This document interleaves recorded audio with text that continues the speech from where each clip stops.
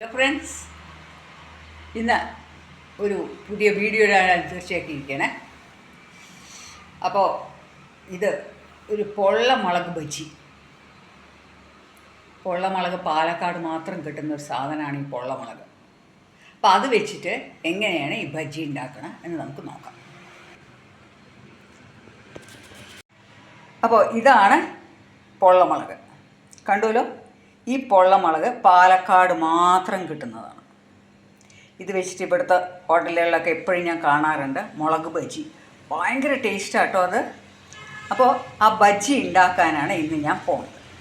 അപ്പോൾ അതിന് വേണ്ടിയിട്ട് ഞാൻ എന്തൊക്കെയാണ് ഇൻഗ്രീഡിയൻസ് എന്ന് കാണിക്കാം കേട്ടോ. അപ്പോൾ ഈ മുളക് ബജിയിലേക്ക് സ്റ്റഫ് ചെയ്യാൻ വേണ്ടിയിട്ട് ഉള്ളിൽ നമ്മൾ സ്റ്റഫ് ചെയ്തിട്ടാണ് അത് മാവിലിട്ടിട്ട് മുക്കുക. അതിന് വേണ്ടിയിട്ട് ഞാൻ ആദ്യം ചെയ്യുന്നത് ഒരു ചെറിയ എമൗണ്ട് ഓഫ് പുളി കേട്ടോ. ഇതിന് പുളി, ഒരു ചെറിയൊരു കഷ്ണം ഇഞ്ചി, കുറച്ച് മല്ലിയില, ഒരു പച്ചമുളക് പച്ചമുളകേ വേണ്ട. അത് ഇതിൽ എരിവില്ലെങ്കിൽ മാത്രം. ചില പൊള്ളമുളകിന് എരിവുണ്ടാവും, ഇത് എരിവില്ലാത്തതാണ്. അപ്പോൾ ഇഞ്ചി, പുളി, കുറേ മല്ലിയില, അത് വെച്ചിട്ട് നമ്മൾ മിക്സിയിലൊന്ന് അരച്ചിട്ട് ഒരു പേസ്റ്റ് ഉണ്ടാക്കുക. അപ്പോൾ ഞാൻ എന്താ ചെയ്യാൻ പോണത്, എൻ്റെ കയ്യിൽ ഗ്രീൻ ചട്നി അരച്ചത് വെച്ചിരിക്കുകയാണ്. അത് ഞാൻ കുറച്ചു മുമ്പ് ഒരു ഡിഷിന് വേണ്ടി ഉണ്ടാക്കിയതാണ്. ഞാൻ അതിൻ്റെ കൂടെ ഒരു ലേശം പുളി കൂടി ചേർത്തിട്ട് അരച്ചിട്ട് ഇപ്പോൾ വരാം. ഇതിൽ ഞാൻ ഇട്ടിരിക്കുന്നത് ഇഞ്ചി, മല്ലിയില, പുതിനയില, പുളി കുറച്ചേ ഉള്ളൂ, നാരങ്ങ നീരാണ് ഒഴിച്ചിരിക്കുന്നത്. അപ്പം ഞാൻ അതിൻ്റെ കൂടെ ലേശം കൂടി പുളി ഇട്ടിട്ട് അരച്ചിട്ടിപ്പോൾ വരാം. അപ്പം ഞാൻ ഈ പുളി ഇട്ടിട്ട് ഇതിനെ ഒന്ന് അരച്ച് ഒരു പേസ്റ്റാക്കി. ഞാൻ പറഞ്ഞല്ലോ, ഗ്രീൻ ചട്നിന്ന് മല്ലിയില, ഇഞ്ചി, പുതിനയില ഒക്കെ കൂടിയിട്ട് അരച്ച ഒരു ചട്നിയായിരുന്നു. അതിൽ ഞാൻ ലേശം നാരങ്ങ നീരാണ് ഒഴിച്ചിരിക്കണം. ഇതിലിപ്പോൾ ഞാൻ പുളി ഇട്ടിരിക്കുകയാണ്.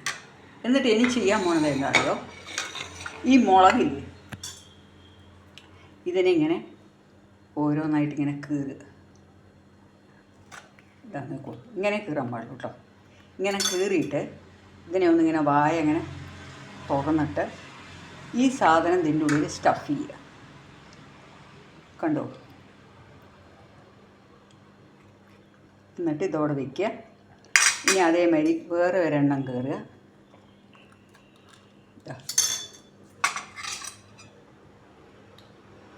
ഇങ്ങനെ കീറിയിട്ട് ഇതിൻ്റെ ഉള്ളിലേക്ക് ഇരിയാൻ പേസ്റ്റ് ഇടുക. ഇങ്ങനെ ഞാനിതെല്ലാം ഓരോന്നായിട്ട് ചെയ്യണം നോക്കുള്ളൂ. എല്ലാം ഒന്നും കൂടി കണ്ടോളൂ. എന്താ കാരണം വെച്ചാൽ ഇനി ഒരെണ്ണം കൂടി ഞാൻ അധികം പുറത്താവാതെ അതിനെല്ലാം ഉള്ളിലേക്ക് തന്നെ സ്റ്റഫ് ചെയ്യാൻ നോക്കുക. ഒരെണ്ണം കൂടെ കാണിക്കാം. ഇങ്ങനെ ശരിക്കും ഒരു കട്ട് കേട്ടോ. ഈ പൊള്ളമുളക് ഈ സീസണിലേക്ക് കാണുന്നുള്ളൂ. അപ്പോൾ ഇവിടെ പാലക്കാട് ഈ ഹോട്ടലുകളിലൊക്കെ ഇവിടെ ഫേമസ് ഹരിഹരപുത്ര അങ്ങനത്തെ ഫേമസ് ഹോട്ടലിലൊക്കെ പോയാൽ ഈ ബജി എപ്പോഴും കാണാം. ഇങ്ങനെ ഞാൻ ഇതെല്ലാറ്റിനെയും ഇപ്പോൾ നിറച്ച് വെച്ചിട്ട് ഇനി എന്താ ചെയ്യാൻ പോകണമെന്ന് കാണിക്കാം. ഇപ്പം ഞാൻ ഇഡ്ഡലി ചെമ്പിൽ ഈ സാധനം വെച്ചിരിക്കുകയാണ്, സ്റ്റീമർ. എന്നിട്ട് ഈ ഫില്ല് ചെയ്ത ഓരോന്നിനെയും ഇതിലേക്ക് വെക്കുകയാണ്. ഇത് ഒരു 5 മിനിറ്റ്സ് ആവി കൊണ്ടിട്ട് ശേഷം, അപ്പോൾ അതൊന്ന് ചെറുതായിട്ട് വേവും.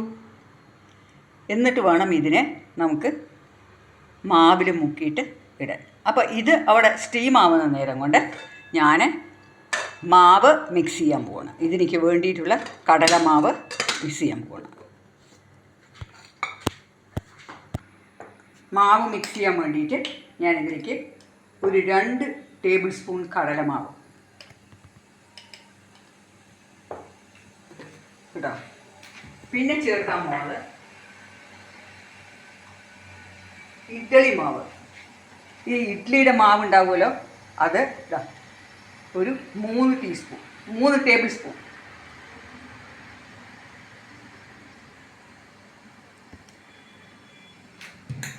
കുറച്ച് കായം,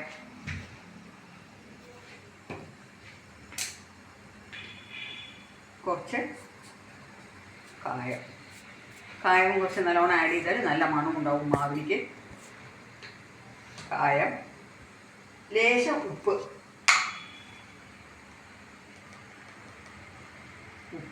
പിന്നെ കളർ കിട്ടാൻ വേണ്ടിയിട്ട് കാശ്മീരി ചില്ലി പൗഡർ ഇത്തിരി ആഡ് ചെയ്യുക. അപ്പോൾ അത് ആഡ് ചെയ്യുമ്പോൾ നോക്കി ആഡ് ചെയ്യുക. എന്താ കാരണം വെച്ചാൽ ഇത് കളർ കിട്ടാൻ വേണ്ടിയിട്ട് മാത്രമാണ് കുറച്ച് ആഡ് ചെയ്യണത്. എന്നിട്ട് ഇതെല്ലാം കൂടി ഒന്ന് മിക്സ് ചെയ്തിട്ട് ലേശം വെള്ളം മിക്സ് ചെയ്തിട്ട് ഇതെല്ലാം കൂടി ഒന്ന് നന്നായി മിക്സ് ചെയ്യുക. ഇപ്പം ഞാൻ ഈ മാവ് ഈ അളവിൽ ആണ് മിക്സ് ചെയ്തിരിക്കുന്നത് കേട്ടോ. ഇതിൽ മുളക് പൊടി, കായം, പിന്നെ കടലമാവ് ഇട്ടത് കണ്ടുമല്ലോ, ദോശമാവ്. അപ്പോൾ ഇനി ഇതിനെ ഞാൻ മുക്കിയിടാൻ പോകണം. അപ്പോഴേക്കും ഇപ്പം ഞാനിത് ഒരു സ്റ്റീമറിൽ വെച്ചിട്ട് ഒന്ന് സ്റ്റീം ചെയ്ത് കൊടുത്തു കേട്ടോ. അപ്പോൾ നല്ലൊരു പച്ച ചുവയ്ക്കില്ല. ഇനി ഇതിനെ ഞാൻ എടുത്തിട്ട് മാവിൽ ആറിയ ശേഷം ഒന്ന് മാവിൽ മുക്കിയിട്ട് എണ്ണയിലിടും. ഇപ്പം ഞാൻ വെളിച്ചെണ്ണയാണ് ഒഴിച്ചിരിക്കുന്നത്. വെളിച്ചെണ്ണയിൽ ചെയ്യുന്നതാണ് നല്ലത്. ഓരോരുത്തർ അവരവരെ ഇഷ്ടംമാതിരി ഏതാണോ. ഞാൻ മാവ് ഇതിലേക്ക് ഇട്ട് നോക്കിയപ്പോൾ എണ്ണ കാഞ്ഞിട്ടുണ്ട്. അപ്പോൾ ഞാനിത് നോക്കിക്കോളൂ. ഇങ്ങനെ ഓരോരോ മുളക് ഞാനിതിലിങ്ങനെ നല്ലോണം അത് കവർ ചെയ്യണം. എന്നിട്ട് ഈ എണ്ണയിലേക്ക് ഇങ്ങനെ ഇടുക. ഇത് അടിപൊളി ടേസ്റ്റാണ്. ഒരിക്കൽ കഴിച്ചു കഴിഞ്ഞാൽ പാലക്കാട് കൊറിയർ ചെയ്ത് മുളക് വരുത്തും. ബാംഗ്ലൂരൊന്നും കിട്ടില്ല ഇത്, ഏത് രാജ്യത്തും കിട്ടില്ല ഈ പൊള്ളമുളക്. അതെനിക്ക് 100% അറിയാം. അതുകൊണ്ടാണ് ഈ പറയണത്. വളരെ ടേസ്റ്റി ആയിട്ടുള്ള ഒരു പൊള്ളമുളകാണ് ഇത്. എരിവുള്ളതായിട്ടും കിട്ടും, പക്ഷെ അത് നമുക്ക് പറയാൻ പറ്റില്ല. ഇപ്പോൾ ഒരു 4 എണ്ണം ഒരു പന്തിയിലത്തെ ഇട്ടു ഞാൻ. ഇപ്പം ഞാനിത് ഒന്ന് അങ്ങോട്ടേക്ക് മറിച്ചിട്ടു. ഒരു സൈഡിൽ നിന്ന് ഒരു സൈഡിലേക്ക് മറിച്ചിട്ടു. ഇതെന്താ ചെയ്യുക വെച്ചാൽ ഇതൊരു 75% ആകുമ്പോൾ ഞാനിതിനെ എടുക്കും. എന്നിട്ട് ഒരു വട്ടം കൂടി ഇത് എണ്ണയിലേക്ക് ഇടുമ്പോഴാണ് ഇത് വളരെ ക്രിസ്പി ആവും. ഇതിപ്പോൾ ഇങ്ങനെ ആയിട്ടുണ്ടല്ലോ. ഇതൊന്നും കൂടി കുറച്ചുകൂടി ഒന്ന് വേവാനുണ്ട്. അത് കഴിഞ്ഞിട്ട് ഞാനിതിനെ വാങ്ങിയിട്ട് അടുത്ത ആട്ട് കൊടുക്കും.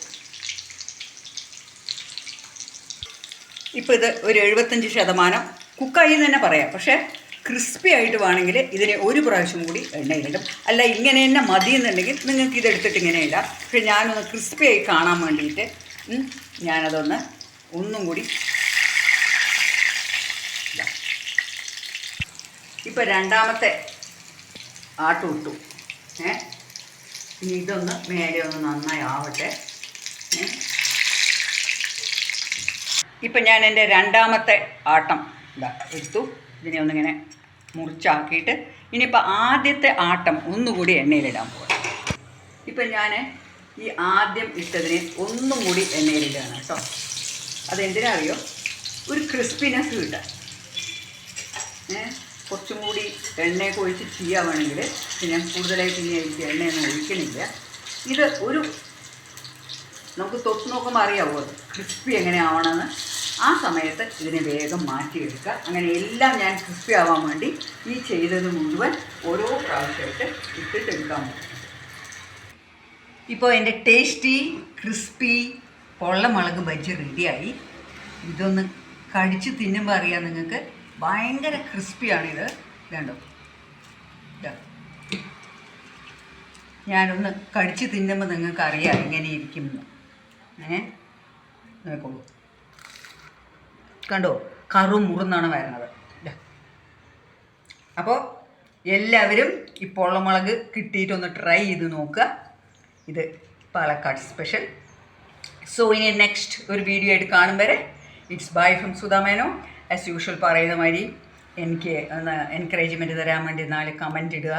ജസ്റ്റ് പുട്ട് ലൈക്ക്, ഇഷ്ടമുള്ളവർ ലൈക്ക് ചെയ്യുക, ഷെയർ ചെയ്യുക. So see you in the next video. It's bye from Sudha Menon.